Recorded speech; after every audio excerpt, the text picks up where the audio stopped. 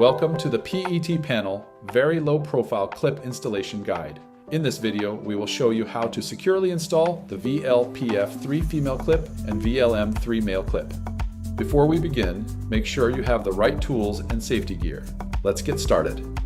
Mark out the female clip positions on the back of the panel following the recommended clip layout guides. Drill a 25mm hole in the acoustic panel to a depth of 8mm deep.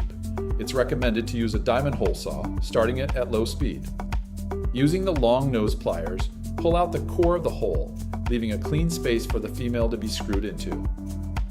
Position the PF3 female clip over the hole, and while holding in place, use a Torx 45 screw bit in a battery drill set to a low torque, and slowly wind the clip into the PET panel until the flange is flush with the surface. Place the VLCP 3 center points into the PF3 female clip. Offer up the panel to the desired position on the wall and press against the wall, marking the location of the male clips.